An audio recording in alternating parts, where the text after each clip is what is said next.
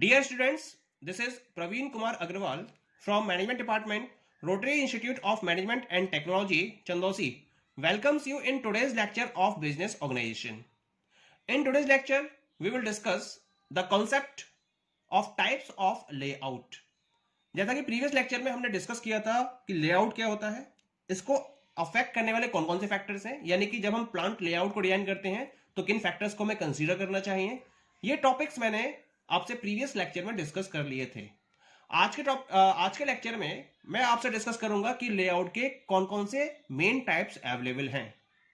Actually जब हम machines को प्लांट बिल्डिंग के अंदर अरेंज करते हैं तो ये डिपेंड करता है कि हम किस पर्टिकुलर प्रोडक्शन सिस्टम को अप्लाई कर रहे हैं, क्योंकि मेनली क्या होता है, दो टाइप के प्रोडक्शन सिस्टम फॉलो किए जाते हैं। एक होता है कॉन्टिन्यूअस प्रोडक्शन सिस्टम और एक होता है इंटरमिटेंट प्रोडक्शन सिस्टम।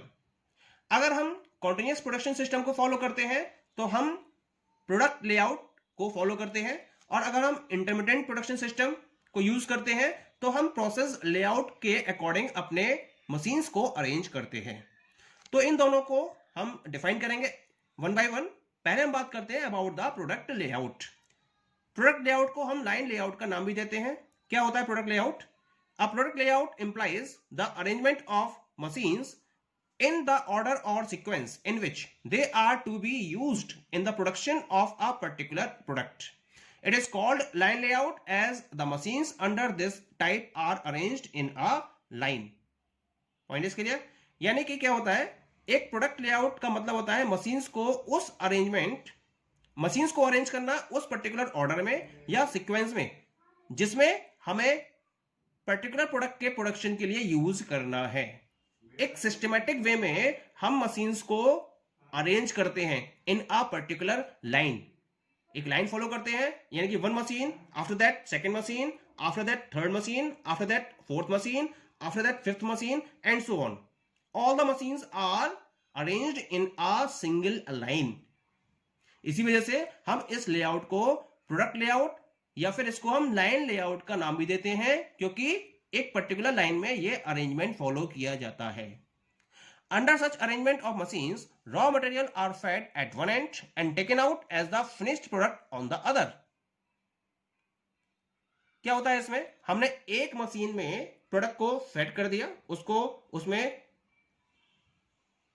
पुट कर दिया, और लास्ट में हमें फिनिश्ड प्रोडक्ट मिल जाता है। उसके बीच में जो कंप्लीट प्रोसेसिंग होती है वो मशीन्स के थ्रू होती रहती है। इसमें हमें कोई भी एफर्ट नहीं करना होता है, सारे एफर्ट्स मशीन के होते हैं। यानी कि एक तरफ आपने इनपुट को प्रोवाइड किया और लास्ट मशीन में आपको फिनिश्ड प्रोडक्ट तैयार मिल जाता है। ओके, इसी वजह से ये प्रोडक्ट और लाइन लेआउट के नाम से भी जाना जाता है।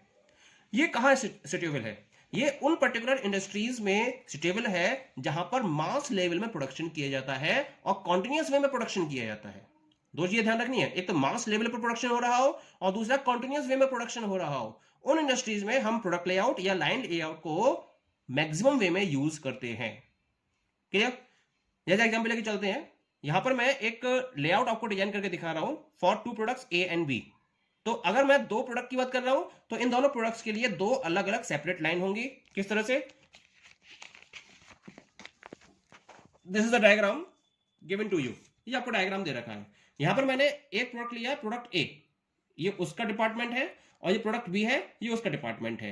यहां मैंने क्या करा, इस एंड पर रॉ मटेरियल को प्रोवाइड किया है अंडर मशीन 1, यहां भी अंडर मशीन 1, और यहां आपको लास्ट में फिनिश्ड प्रोडक्ट मिल रहा है। Here the first machine, then second machine, then third machine, then fourth machine, then fifth machine and then sixth machine.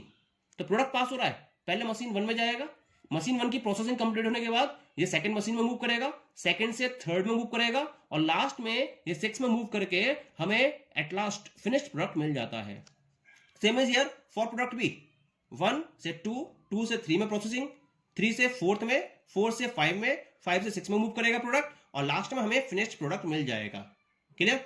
जैसे हम अगर बात करें बिस्किट मैन्युफैक्चरिंग कंपनी की, तो बिस्किट मैन्युफैक्चरिंग कंपनी में एक एंड पर प्रोडक्ट को फीड किया, रॉ मटेरियल को फीड किया जाता है। रॉ मटेरियल फीड होने के बाद फिर उसमें प्रोसेसिंग स्टार्ट होती है। पहले मिक्सिंग होती है, ग्राइंडिंग होती है एक मशीन में, दूसरी मशीन में जाने के बाद फिर उसका एक प्रॉपर डिजाइन तैयार होता है, कि सर्कुलर वे में डिजाइन करना है उसको, या फिर उसको रेक्टेंगुलर वे में डिजाइन करना है, तो उसको उस पर्टिकुलर वे में डिजाइन कर दिया जाता है। फिर उसको थर्ड मशीन में मूव किया जाता है, ये कहलाती है बेकिंग मशीन होती है, जहां इसको प्रॉपर्ली बेक किया जाता है।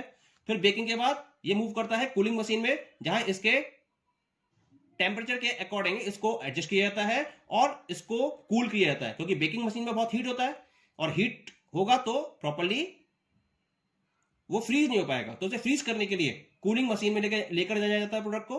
कूलिंग होने के बाद नेक्स्ट वन इज फिर उसकी पैकिंग की जाती है, और पैकिंग करने के बाद उसको फाइनली वेयर हाउस में स्टोर कर दिया जाता है। इस तरह से अगर कोई बिस्किट मैन्युफैक्चरिंग कंपनी है, वो अगर ग्लूकोज बिस्किट बना रही है तो उसके लिए वो एक लाइन लेआउट को यूज करेगी, और अगर क्रीम बिस्किट बना रही है तो उसके लिए वो दूसरी प्रोडक्ट लाइन का यूज करेगी। क्लियर? तो इस डायग्राम से हमें क्लियर हो रहा है कि दो डिफरेंट प्रोडक्ट के लिए ऑर्गेनाइजेशन को दो डिफरेंट प्रोडक्ट लाइन अरेंज करनी होंगी। Okay, now we come to the next topic of line layout, preconditions for effective product और लाइन लेआउट। इसके लिए क्या क्या प्री कंडीशंस हैं, हमें क्या क्या पॉइंट्स को फोकस करना होता है अगर हमें लाइन लेआउट को इफेक्टिव वे में रन करना है तो। पहला है large quantity of standardised products is to be manufactured.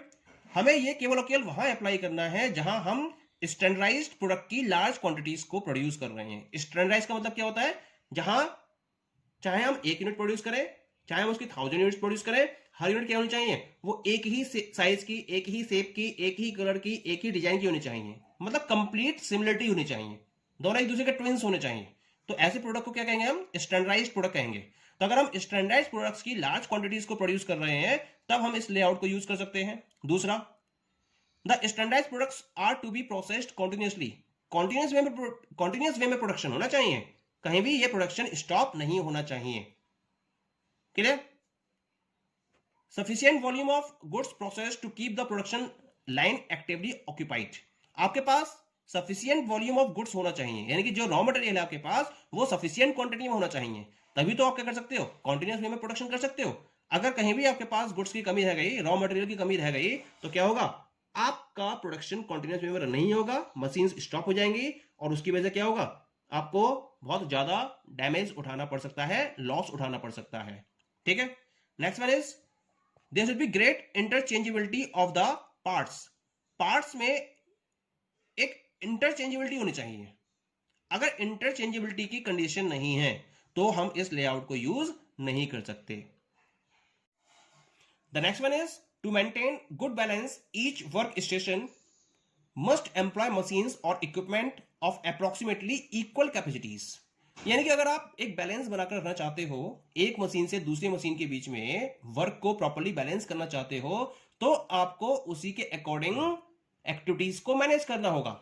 यानी कि जितनी देर में प्रोसेसिंग एक मशीन पर कंप्लीट हो रही है, दूसरी मशीन पर भी प्रोसेसिंग में उतना ही टाइम लगना चाहिए। अगर उतना टाइम नहीं लगता है तो आपको क्या करना पड़ेगा, ट्रैवलिंग के पॉइंट ऑफ व्यू से आपको उतना पार्ट उसके अंदर ऐड करना पड़ेगा जिससे कि प्रोसेसिंग के टाइम को प्रॉपर्ली बैलेंस किया जा सके। कुल मिला के आपको बैलेंसिंग को फोकस करना है अगर आप इफेक्टिव वे में प्रोडक्ट लेआउट को यूज करना चाहते हैं तो। क्लियर? तो ये प्री कंडीशंस है जिसको फोकस करते हुए ऑर्गेनाइजेशंस लाइन लेआउट को प्रॉपर्ली यूज कर सकती हैं इफेक्टिव वे में। Now we come to the next topic, that is advantage of product layout. Product layout को यूज करने के क्या क्या एडवांटेजेस हैं, तो कुछ एडवांटेजेस हम यहां पर नोटिस करते हैं। The first one is low cost material handling, क्योंकि इसमें एक पॉइंट से या एक मशीन में आप रॉ मटेरियल को फेड करते हो और लास्ट मशीन में आपको फिनिश्ड प्रोडक्ट मिल जाता है। तो कुल मिला के यहां पर आपको मटेरियल हैंडलिंग में बहुत ज्यादा पैसा इन्वेस्ट नहीं करना होता है। मटेरियल हैंडलिंग का मतलब क्या होगा, गुड्स को कैरी नहीं करना है आपको, गुड्स ऑटोमेटिकली मशीन के थ्रू मूव हो रहे हैं from one machine to second machine, automatic process है ये। इसका मतलब यहां पर आपकी कॉस्ट क्या हो जाती है, मिनिमम हो जाती है अगर मैं मटेरियल हैंडलिंग की बात करूंगा तो। दूसरा पार्ट है इसके अंदर लो कॉस्ट लेबर, क्योंकि ये प्लांट्स कैसे होते हैं, ऑटोमेटेड होते हैं, यानी कि कंप्लीटली मशीनरीज पर डिपेंडेंट होते हैं। इसका मतलब आपको कम से कम लेबर की रिक्वायरमेंट होती है इस टाइप के लेआउट को रन करने के लिए। Clear? Next one is smooth operations. Automation है इसके अंदर, 100% ऑटोमेशन होता है इस टाइप के लेआउट में, और इसी वजह से ऑपरेशंस क्या होते हैं, स्मूथ वे में रन होते हैं, कहीं भी कोई भी दिक्कत नहीं आती है। बस एक बात ध्यान रखनी होती है आपको कि आपको प्रॉपर मेंटेनेंस देनी होगी। अगर आप मशीनरीज को प्रॉपर मेंटेनेंस देते रहोगे तो आपके ऑपरेशंस बहुत स्मूथ वे में चलेंगे और कोई भी दिक्कत किसी भी तरीके से नहीं आएगी। Next one is proper use of floor space. क्योंकि इसमें मशीन्स को एक सिंगल लाइन में अरेंज किया जाता है, तो इसका मतलब आप जो फ्लोर स्पेस है, यानी कि आपके पास जो लेआउट का फ्लोर स्पेस अवेलेबल है, उसको आप प्रॉपर वे में यूज कर सकते हो। Next one is short processing time. क्योंकि मशीन्स के थ्रू वर्किंग फॉलो हो रही है और मशीन्स की जो एफिशिएंसी होती है वो बहुत हाई लेवल की होती है। जब हाई लेवल की एफिशिएंसी के साथ में मशीन्स वर्कआउट कर रही होंगी तो प्रोसेसिंग टाइम भी क्या हो जाएगा, शॉर्ट हो जाएगा। बहुत कम टाइम में आपकी प्रोसेसिंग कंप्लीट हो जाएगी। Next one is simple effective control and need for less inspection. Inspection तो चाहिए, लेकिन इंस्पेक्शन कैसा है, बहुत कम इंस्पेक्शन आपको करना पड़ता है इसके अंदर, क्योंकि मशीनरीज पर डिपेंडेंट है, टोटल वर्किंग, टोटल मैन्युफैक्चरिंग। इसी वजह से जो इंस्पेक्शन होता भी है वो बहुत सिंपल वे में फॉलो किया जाता है। आप इफेक्टिव वे में कंट्रोलिंग को फॉलो कर सकते हो यहां पर, और आपको कम से कम टाइम इन्वॉल्व करना पड़ता है इंस्पेक्शन के लिए। Clear? And the last one is lower manufacturing cost.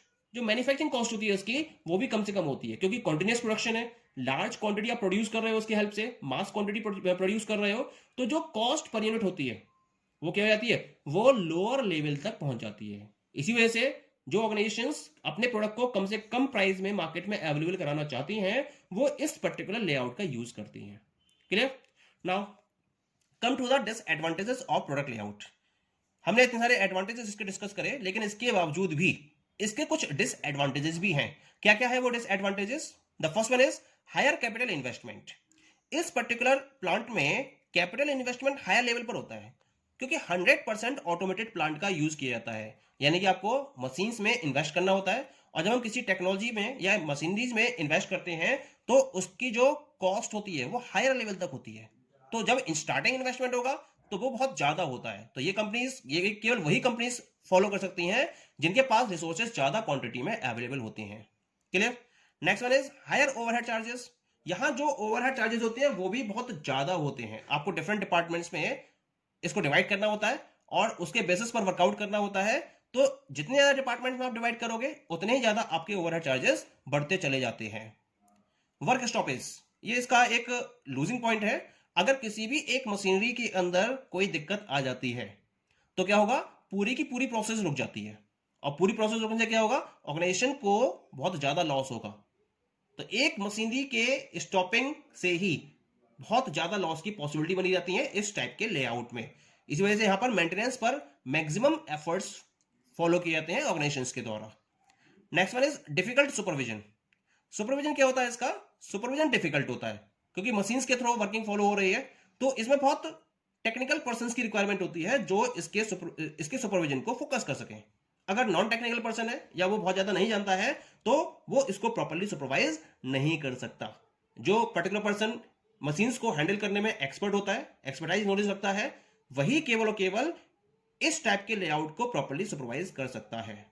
And next one is the less flexibility.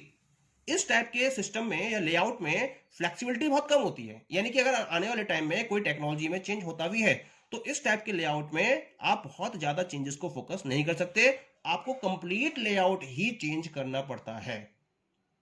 This is the disadvantage of product layout. Okay, thank you.